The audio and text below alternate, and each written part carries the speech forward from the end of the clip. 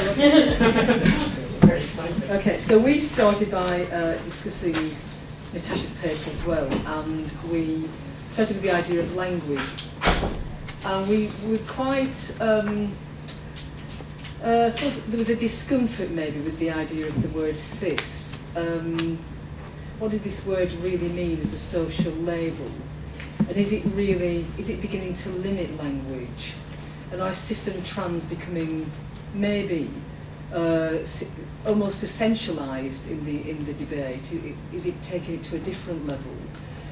And is there a binary beginning to emerge which isn't necessarily clearly defining what is meant, certainly maybe by cis, and the idea of a cisgenderism, which may, in thinking about the way that we use language, may not really be useful in describing what it's aiming to get at, actually.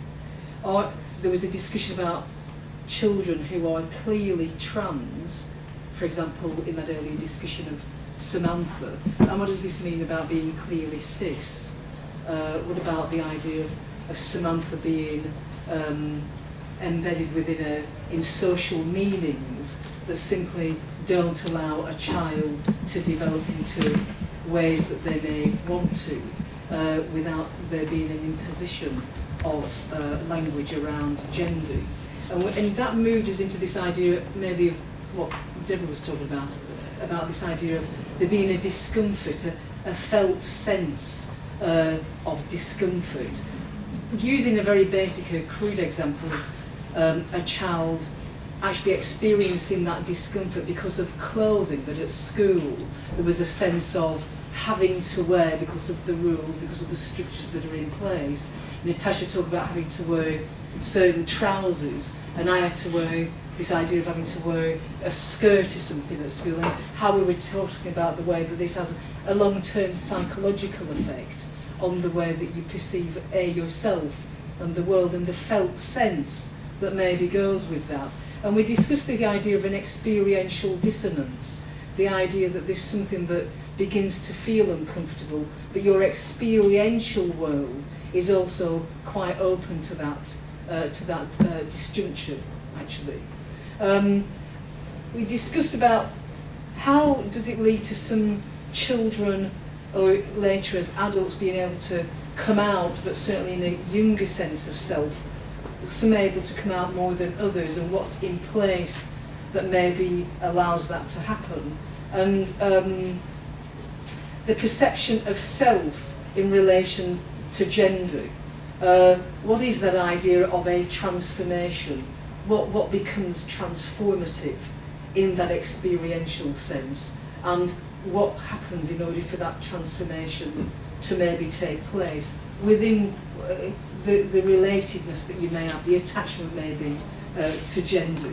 And there was an idea of children's worlds. What exactly happens in those worlds? How does fantasy interrupt the idea of what's going on in that world, and the importance of fantasy in maybe the relationship between being and becoming, and what exactly is going on in that idea of the being a gender, and maybe the idea of becoming. What are the physical and social oppressions that may well be around in limiting or preventing expressions of gender? And there is something about the colonisation of making you think you are what you are not, and what does colonisation in relation to gender mean? And we were talking about the way that maybe schools can play a role in the way that gender is imposed, and that it's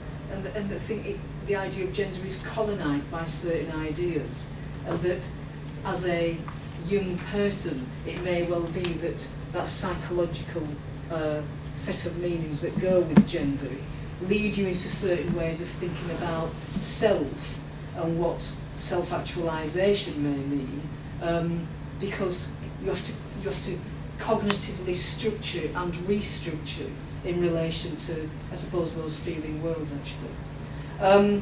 There was a sense that maybe there are very normative pressures in everyday interactions, and there was discussion around what constitute everyday interactions, what are the normative pressures that may be imposed onto people, and that actually it's virtually impossible to filter transactions into everyday life, that that's not permissible to some degree, that is somehow it's severed, so that transactions are not allowed to be part of everyday life to a large degree for quite a lot of young people, and later on what that may mean in relation to everyday acts.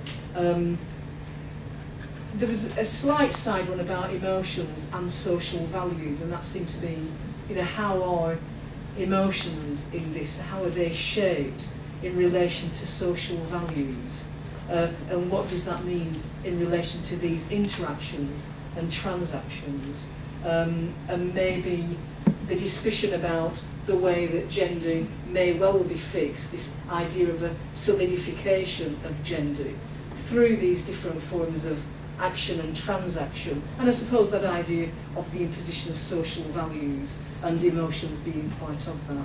So I think that's really what we try to discuss quite broadly in relation to Natasha's paper.